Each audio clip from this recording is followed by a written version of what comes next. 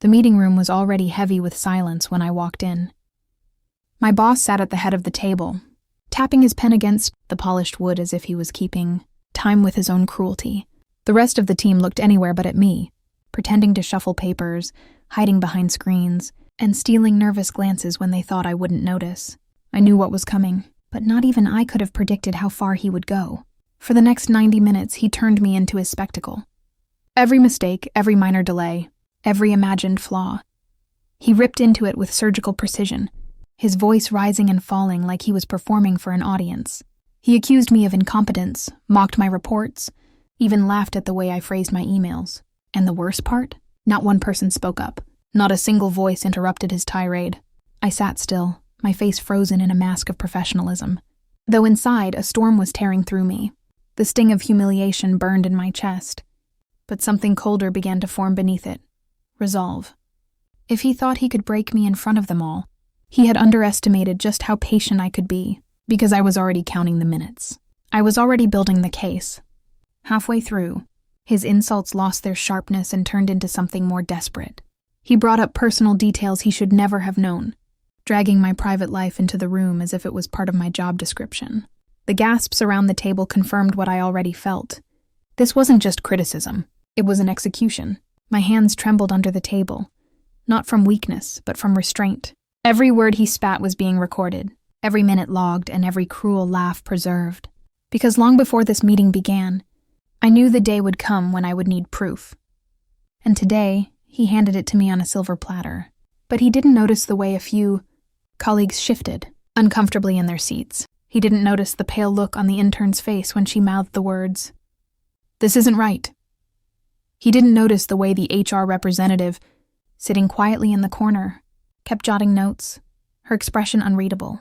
He thought this was his show. He thought he was untouchable. When the 90 minutes ended, he leaned back with a smile that made my skin crawl. "Maybe next time," he sneered. "You'll actually come prepared." His, laughter echoed through the room like a verdict had been passed. The others avoided my eyes as they gathered their things, slipping out of the room as quickly as they could. No one wanted to be associated with the ashes he left behind. But just as he stood to leave, his phone buzzed. He glanced down, and for the first time in the entire meeting, his expression faltered. A message lit up his screen. HR wanted to see him, immediately. He chuckled under his breath, shaking his head like it was a formality. Nothing more than paperwork. But I saw the stiffness in his shoulders as he left the room. I saw the way his confidence wavered with each step toward the door. What he didn't know was that the 90 minutes he thought he owned would become the 90 minutes that owned him. And what happened when he walked into that HR office would leave his face drained of every ounce of power he once believed he had. The office always had a strange silence after a storm. That day, it felt heavier than ever, as if the walls themselves had soaked up every venomous word he spat at me. I walked back to my desk with the same calm mask I had worn in the meeting, but my pulse betrayed me, hammering in my ears like a war drum. The others avoided me still, their eyes darting away the second mine found theirs. No one wanted to be associated with the person he had chosen as his target. But silence is never loyalty. Silence is fear, and fear can turn into something else the moment power shifts. I opened my laptop, my hands steady now, and slid the tiny flash drive into the port. The recording copied over in seconds. 90 minutes of humiliation, documented with perfect clarity. His insults, his laughter, his attempt to crush me, all of it preserved. I stared at the file for a long moment, the weight of it sinking in. This wasn't just evidence, it was a weapon. And then, across the office, I saw him. He stood outside the HR director's door, still holding his phone in one hand. His smile was back, though thinner, stretched across his face like a mask that didn't quite fit. He glanced around, caught a glimpse of me watching him, and for a fraction of a second, something flickered in his eyes. Doubt. I leaned back in my chair, pretending not to notice, though inside, I was studying every move he made. He pushed open the door with the arrogance of someone who believed rules never applied to him. But as the door closed behind him, I caught one last detail. HR had called not just him, but also the legal advisor. That meant this wasn't a conversation. It was an investigation. Minutes dragged on, and the office buzz that usually filled the floor was replaced with a nervous hush. Whispers moved like shadows. People passed by the HR office, glancing at the closed door, their curiosity thinly veiled. Some even looked at me differently now, not with pity, but with cautious respect. Like they were slowly realizing I had endured what no one else dared to challenge. I kept working, at least on the surface, but inside I was counting each second. I imagined the questions being asked behind that door. I imagined his smug answers, his laugh, his attempts to twist the narrative. But no amount of charm could erase 90 minutes of evidence. No polished excuse could change what was already written in his own words. Then the HR director's door opened. He stepped out. His stride was still firm, his chin still lifted, but his face was no longer the same. The color had drained, his jaw was set tight, and his eyes darted across the room like he was searching for a lifeline. For the first time since I had known him, he looked human. Not powerful, not untouchable. Just human, cornered and exposed. The office watched in silence as he walked past, each step slower than the last. He didn't look at me this time. He couldn't. His mask had cracked and everyone saw it. But what unsettled me most wasn't his face. It was the way HR followed him out, their expressions grave, their folders in hand. They weren't finished with him. This was only the beginning, and somewhere deep inside me, I knew. The real reckoning hadn't even started yet. The office had changed overnight. The same walls, the same desks, the same fluorescent lights, but the atmosphere was different. Colleagues who once avoided my gaze now lingered when they passed, their eyes sharp with unspoken questions. Some offered tight, cautious smiles, the kind that revealed more than words. They knew something had shifted. They just didn't know how much. By noon, whispers ran like electricity through the floor. People gathered in corners, behind coffee machines, inside glass-walled meeting rooms, their voices low but urgent. Everyone had heard about HR. Everyone had seen the way he walked out of that office, drained of his usual arrogance. It didn't matter what he told them later. His face had already spoken the truth. But power is a stubborn thing. He tried to reclaim it. That afternoon, he called another meeting. This time it wasn't 90 minutes of insults, but an attempt to laugh it off, to brush it aside like yesterday's storm was nothing but office politics. His smile returned, thin and strained, but his words were careful now. He praised projects he normally ignored. He congratulated a team he had once mocked. It was a performance, a desperate attempt to keep his image intact, and yet no one was fooled. I watched the way my colleagues exchanged glances when he spoke, the way their nods were mechanical, their laughter hollow. He thought he was steering the ship, but the crew had already seen the leaks. They were waiting, watching, ready to jump when the water reached their ankles. At one point, his eyes locked with mine across the table. He tried to hold the gaze, tried to reassert dominance with that cold stare he always used. But this time he blinked first. When the meeting ended, he pulled me aside, his voice low enough that only I could hear. "Don't think this changes anything," he said, his breath hot with frustration. "HR doesn't scare me, and neither should you." His words were sharp, but his hand trembled slightly as he adjusted his tie. I didn't answer. I didn't need to. The silence I gave him was louder than anything I could have said. Later that evening, as I packed up my things, I noticed an email had landed in my inbox. The sender, HR. The subject line, confidential. Follow-up meeting. My heart quickened. Inside, the message was brief but clear. They wanted me to come in tomorrow morning. They wanted me to bring anything relevant to workplace environment concerns. My eyes fell on the flash drive in my bag, the 90-minute recording glowing in my memory like a loaded gun. For the first time, I realized just how much power had shifted. But I also knew something else. He wouldn't sit quietly while the walls closed in. He was too proud, too dangerous to let his empire crumble without a fight, and I wasn't wrong. That night, I stayed late, tying up loose ends, when I heard footsteps behind me. The office was nearly empty, the hum of computers filling the space like distant thunder. I turned slowly, and there he was, standing in the doorway, his face half-shadowed by the dim light. "Working late?" he asked, his tone calm, too calm. His eyes lingered on my bag, where the flash drive sat buried beneath files. It wasn't a question. It was a warning. The office at night was a different world. Without the chatter, without the phones ringing and the keyboards clattering, it felt like a hollow shell of itself. The shadows stretched long across the carpet, and the air conditioning hummed low and steady, masking every sound except his footsteps. He leaned against the doorframe, arms crossed, watching me like a predator circling prey. Funny thing, he said, his voice almost casual.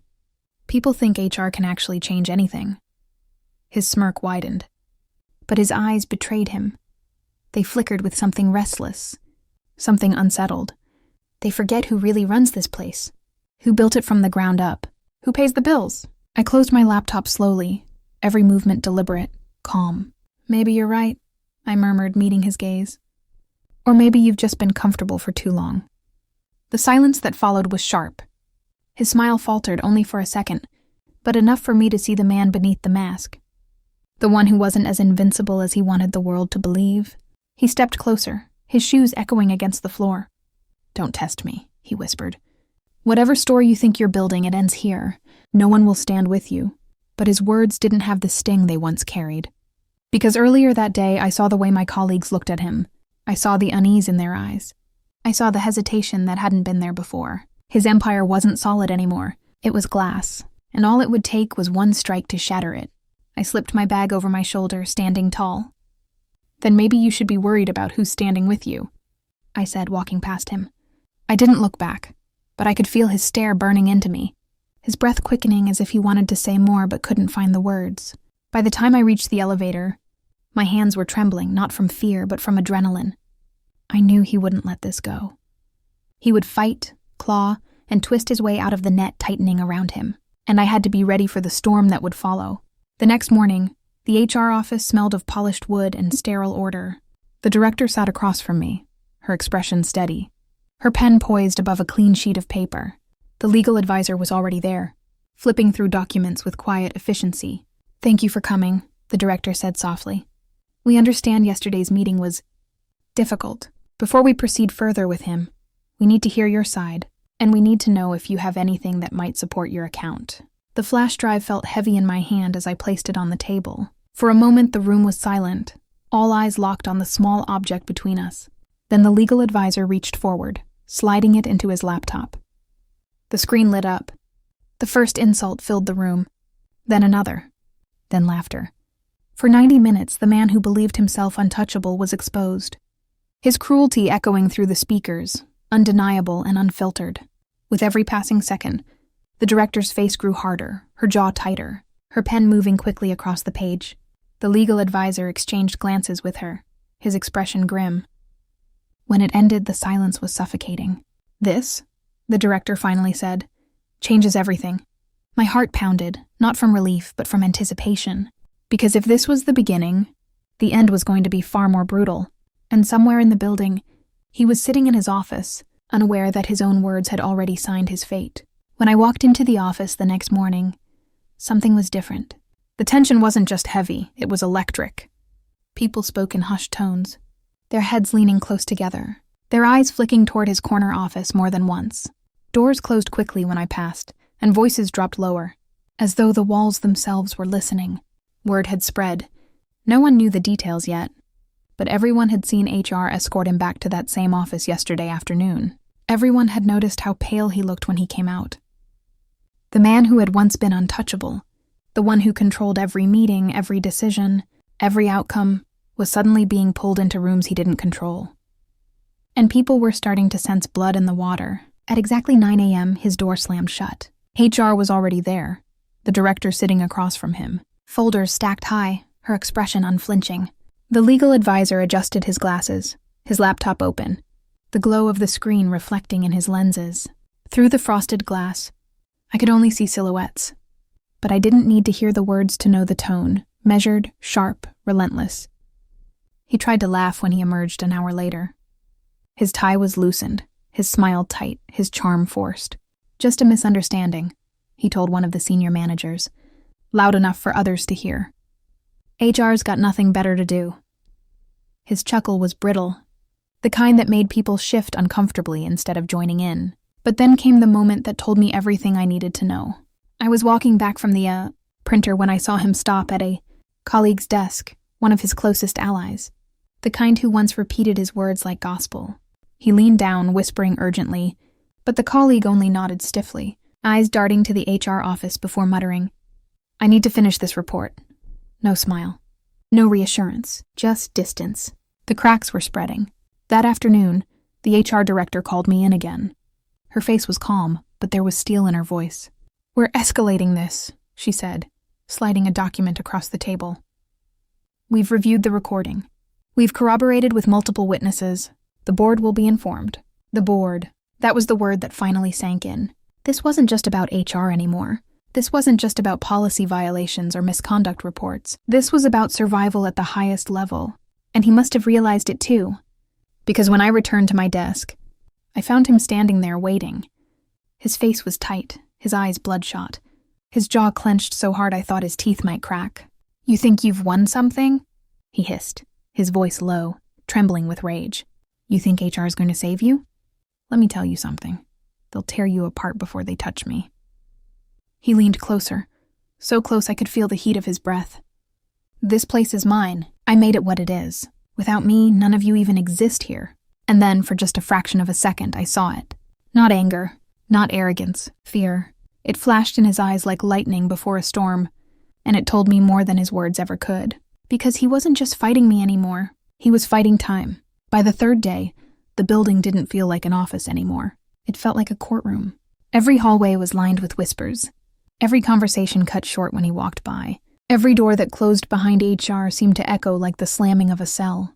He tried to carry himself with the same authority, barking orders, making calls, striding through the floor with his head held high. But the effect wasn't the same. People no longer rushed to obey. They nodded politely, then turned back to their screens the second he passed.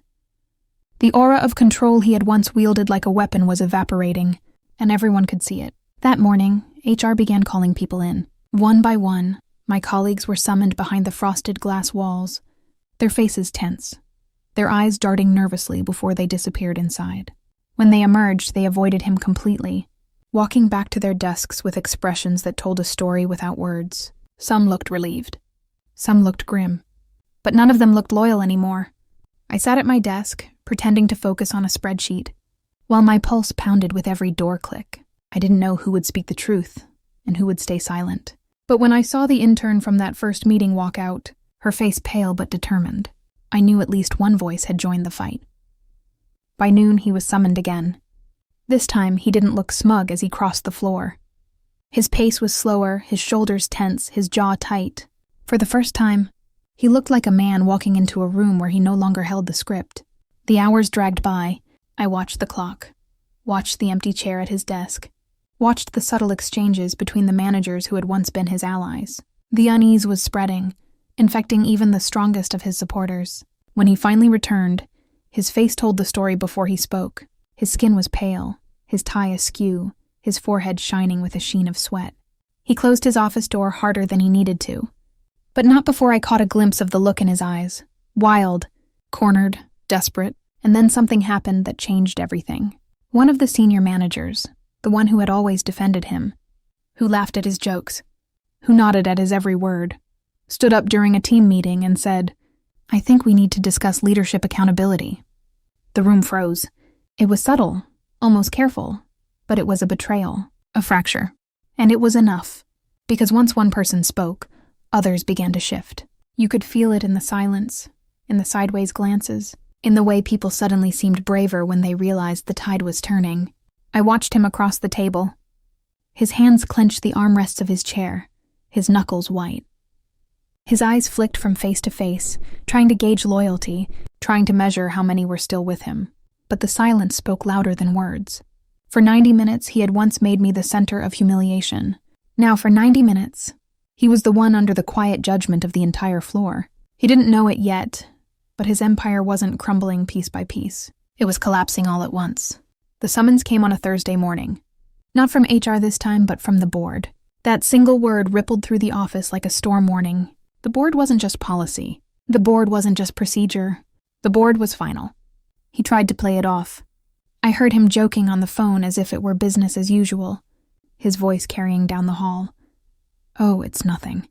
Just formalities. You know how they are." But the laughter didn't reach his eyes anymore. His reflection in the glass walls betrayed him. Eyes rimmed red, jaw clenched, shoulders stiff with the weight of something he couldn't shake. When the boardroom doors closed behind him, the office fell into a hush so deep you could hear the hum of the vending machine. People hovered by their desks, pretending to type, their ears tuned to every sound. The minutes ticked by, and with each one, the tension grew heavier. I found myself standing near the glass wall, staring at the faint silhouettes moving inside. He was at the far end of the long table, his posture straight, his hands animated as he spoke. He was fighting, arguing, justifying, trying to twist the narrative like he always had. But there was something frantic about it, something jagged. The board members sat in silence, their stillness more damning than any words. Occasionally a pen scratched against paper, or a head tilted in disapproval. And once, just once, I saw one of them gesture toward the folder lying open in front of them, the folder that contained the flash drive. The 90 minutes he thought belonged to him were now playing in a room he couldn't control. Hours passed. People came and went, their curiosity mounting with every tick of the clock. Some whispered that he was negotiating. Others whispered that he was finished. But no one dared to knock. No one dared to interrupt. When the doors finally opened, he walked out. The man who had once humiliated me for 90 straight minutes, who had strutted across the office as if he owned the ground beneath his feet, now moved with the slow, dragging steps of someone carrying chains no one else could see. His tie was gone, his shirt rumpled, his eyes hollow. He didn't look at anyone, not at his allies, not at his team, not even at the managers he used to command with a single raised brow. And then HR followed him out. Their folders clutched tight, their expressions carved in stone. They didn't speak, didn't acknowledge him, didn't acknowledge anyone. But their presence was enough. Everyone knew the meaning. This wasn't over. I sat back at my desk, watching him retreat into his office and slam the door. For hours, he stayed there, blinds drawn, phone silent. The empire he had built with intimidation and cruelty was collapsing around him, brick by brick, and he was running out of time to stop it. But I knew one thing he didn't. The board wasn't finished with him. And when they called him back in, there would be no coming out the same. The summons came again the next morning. This time there was no laughter, no excuses, no fake bravado. He didn't strut to the boardroom. He walked slowly, shoulders hunched, eyes fixed on the floor. Every pair of eyes in the office followed him as he passed, and for once no one pretended not to look. The door closed behind him, and a silence heavier than stone settled across the floor. Time stretched like wire. I found myself standing near the window, staring at the boardroom where his fate was being decided. Inside, the flash drive was played again. His voice filled the air, cutting, cruel, dripping with arrogance as he tore me apart for 90 relentless minutes. But this time, there was no audience to cheer him on, no frightened silence to give him power. This time his words were evidence. This time his performance was his undoing. I imagined the questions they asked. Why did you speak this way? Why were you targeting one employee repeatedly? How long has this behavior been ongoing? And for once, he had no script to hide behind. His charm cracked. His excuses fell flat. His empire of fear had no foundation in that room. When the doors opened, the board filed out first. Their expressions told the story. Cold. Final. There was no sympathy left. No hesitation. Decisions had been made, and then he stepped out. He looked nothing like the man who had humiliated me. His skin was ashen, his eyes hollow, his hands trembling as he adjusted a tie that was no longer straight. He walked slower than I'd ever seen him, his head down, avoiding every gaze that burned into his back. For the first time in his career, he looked small. HR stayed close behind him, speaking quietly, their folders clutched like weapons. He didn't argue. He didn't resist. He just nodded, again and again, like someone who had already surrendered. By noon, the email went out. A single line that confirmed what everyone already knew. Effective immediately, he is no longer with the company. The silence that followed was eerie. No one cheered. No one clapped. They just sat there, staring at the message glowing on their screens, letting it sink in. The man who once held this building in a chokehold had been erased with a single sentence. I closed my laptop and leaned back, exhaling slowly. The storm was over, but the air still crackled with its memory. I thought about those 90 minutes, the humiliation, the silence, the way he believed he was untouchable. He had written his own downfall, word by word, without ever realizing it. And in the end, the face that once smirked as he broke me was left drained, pale and utterly powerless. This is Karma Unfolded, where every secret finds its reckoning. Don't forget to subscribe.